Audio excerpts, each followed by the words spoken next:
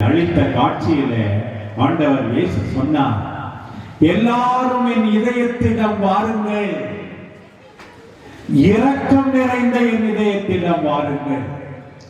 முக்கியமாக சோர்ந்து போயிருப்பவர்களே, மனமுடிந்திருப்பவர்களே, பாவத்தினால் தவிப்பவர்களே, எல்லாரும் வாருங்கள், என் இரக்கத்தை அனுபவியுங்கள்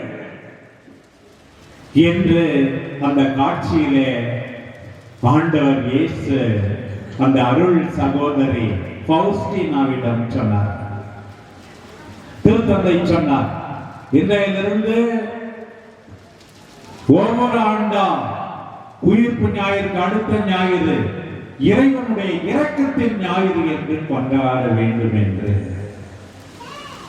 ஆண்டவர் இரக்கமானவர், அன்பானவர், பாசமானவர், நம்மோடு இருப்பவர். பணிவிடை புரிய வேண்டும் என்று பெரிய வியாழக்கிழமை சிந்தித்தோம். தியாகம் செய்ய வேண்டும் என்று, உயிரை கொடுத்து தியாகம் செய்த அவரை பின்பற்றி நாமும் தியாகம் செய்ய வேண்டும் என்று சிந்தித்தோம். அந்த ஆண்டவர் நம்மோடு இருப்பவர். பாருங்கள், இன்றைக்கு வாசிக்கப்பட்ட நற்செய்தி பகுதி, உயிர்த்த ஆண்டவர் நல்லவர், வல்லவர், வெற்றி வீரராய் உயிர்த்து எழுந்தார். வந்து அவர் காட்சி கொடுக்கிறார், பல்வேறு காட்சி. நாம் எல்லாரும் பெரிய வெள்ளிக்கிழமையோடு இயேசுவின் வாழ்வு முடிந்திருந்தால் ஏமாளிகள், கோழைகள், பிழைக்க தெரியாதவர்கள். பெரிய வெள்ளிக்கிழமையோடு முடியவில்லை. நாம் எல்லாரும் உயிர்த்த ஆண்டவரில் நம்புகிறோம். ஆண்டவர் வெற்றி பெற்றார், வெற்றி பெற்ற ஆண்டவரை நம்புகிறோம். பாடுகள் என்னவோ மிஞ்சி மிஞ்சி போனால் 18 மணி நேரம் தான். ஆண்டவர் உயிர்த்திருப்பதோ என்றென்றைக்கா. அந்த உயிர்த்த ஆண்டவர் எல்லாரையும் தொடக்க திருச்சபையில் இருந்த எத்தனையோ நல்ல உள்ளங்களின் நாடி நரம்புகளை முறுக்கிவிட்டார். சில பேருக்கு போதும் காலியான கல்லறை மட்டும். யோவான் மரியமாலை நான் சொன்ன போது ஓடி வந்து கல்லறையை பார்த்தார். காலியான கல்லறையே போதும், அவர் உடனே நம்பிவிட்டார். அந்த மரியமாலைன்னா காலியான கல்லறை அவர்களுக்கு போதவில்லை. மரியேன்னு சொல்லி கூப்பிட வேண்டியிருந்தது. உடனே ராபூனி போதவரே என்று ஆண்டவரை பற்றிக் கொள்கிறார். காலியான கல்லறை போராத அவருக்கு கூப்பிடுகின்ற குரல் தேவைப்பட்டது. இன்றைக்கு பாருங்கள், தோமாவுக்கு காலியான கல்லறையும் போதாது, கூப்பிடுகின்ற குரலும் போதாது, தொட்டு பார்க்க வேண்டுமாம். பாருங்க, இன்றைக்கு பார்க்கிறோம், உயிர் ஆண்டவர் வந்து சொல்லுகிறார், உங்களுக்கு அமைதி உரித்தாக, உங்களுக்கு சமாதானம் சொல்றார். வந்து அந்த 10 பேர் தோமையார் இல்லை, யூதாசு ஏற்கனவே 4 கொண்டு செத்தான், அவனை விட்டுடுங்க. 11 பேர்ல 10 பேர் இருந்தான். வந்த உடனே சமாதானம். நீ உயிர்த்து இருந்தா போயிட்டு சமாதானம் சொல்லுவேன், எப்படி போட்டு அவங்களாம் திட்டுவேன் இல்லையா? நீங்க தானே என்ன தெரியவே தெரியாதுன்னு சொன்ன ராயப்பர் பேதுரு, நீ தானே, உனக்கு கொஞ்சமாவது நன்றி இருக்காடா அப்படின்னு நம்ம கேட்டிருப்போம் இல்லையா? 10 பேரும் விட்டுட்டு ஓடினாங்க, மீதி இருக்கவங்க எல்லாரும் ஓடி போயிட்டாங்க இல்லையா? உங்களுக்கு எல்லாம் கொஞ்சமாவது என் மேல அக்கறை இருந்ததா?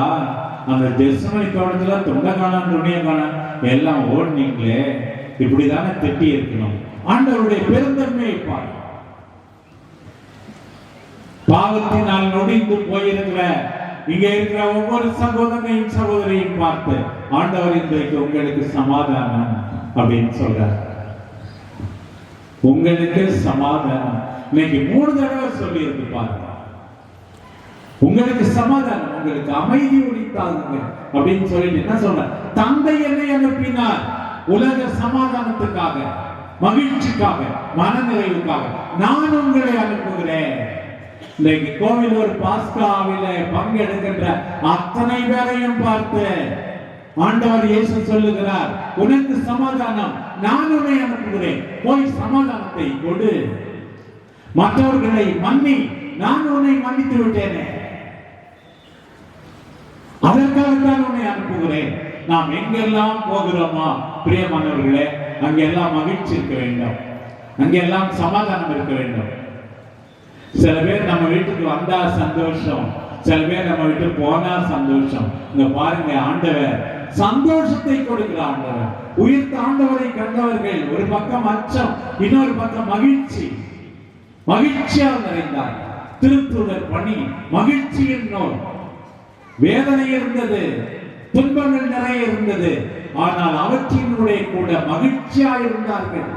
தொடக்க திரு அவையிலே உன்னுடைய கடினமான வேலை, வயலிலே வேலை, அலுவலகத்திலே வேலை, பள்ளியிலே வேலை, இவற்றினோட மகிழ்ச்சியை உனக்கு கொடுக்கக்கூடியவர் ஆண்டவர் தான். நிச்சயமாக மகிழ்ச்சியாக வைத்திருப்பார். பிறகு பாருங்க, தோமையார்கிட்ட எல்லாரும் சொல்றாங்க, மற்ற சீடர்கள். அவர் என்ன சொல்றார்? கையில ஆணியால் அரைஞ்சாங்க இல்லையா, அதை நான் தொட்டு பார்க்கணும்பா. விழாவில் ஈட்டியால குத்துனாங்க, அங்க நான் கை வைக்கணும்.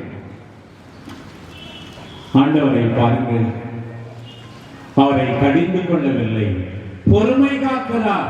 ஆண்டவருடைய பொறுமை பெரியது. இந்த வயலுரை பாடலிலே பல்லவியாக நாம் பாடினோமே, ஆண்டவரே உங்களுடைய இரக்கம் பெரியது, பேரன்பு, உங்களுடைய அன்பு மறக்கவே மாட்டேன் ஆண்டவரே. அன்போடு அக்கறையோடு தோமையாருடைய நிபந்தனைக்கு ஏற்ற மாதிரி, அவர் போட்ட கண்டிஷனுக்கு ஏற்ற மாதிரி இப்படிதானே சொன்ன, என் கையில் ஆணியால் அரைந்த இடத்தை தொட வேண்டும் என்றாய, வா தொடு. என் விழாவில கையை இட வேண்டும் என்றாய, வா தொட்டுப்பா. ஆண்டவருக்கு என்ன ஆசைன்னா, எல்லாரும் நம்ப வேண்டாம், அதற்காக பொறுமை காக்கின்றார், தாட்சியோடு இருக்கிறார். நம் மீது நம்பிக்கை இழந்து விடவில்லை. பைபிள் நமக்கு சொல்லல அவர் உண்மையாக போய் தொட்டாரா இல்ல. ஆண்டவர் சொன்ன உடனே, என் ஆண்டவரே என் தேவனே, பைபிளே இருக்கிற மிகப்பெரிய நம்பிக்கை அறிக்கை இதுதான். இதை விட்டா வேற எதுவுமே கிடையாது.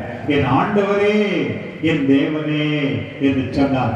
இன்றைக்கு நாம் எல்லாரும் சொல்ல வேண்டும். அதே நேரத்துல நம்ம பொறாமப்பட வேணும். இந்த சீடர்கள் தான் பார்த்தாங்க, நான் பார்க்கலையே அப்படின்னு நம்ம பொறாமப்பட வேணும். ஆண்டவர் சொன்னார், என்னை கண்டதால் நம்பினாய், காணாமலே நம்புவோர் பேர் பெற்றோம்.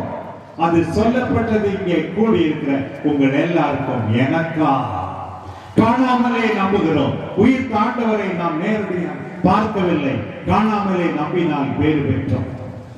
ஆண்டவர் இன்றைக்கு சொல்லுகிறார்கள், பாருங்கள், ஒன்று மட்டும் உண்மை. பிரியமானவர்களே, உயிர்த்த ஆண்டவர் கெஞ்சி கேட்கிறார். ஒரு பக்கம் காலியான கல்லறை, இன்னொரு பக்கம் பல பேருக்கு காட்சி.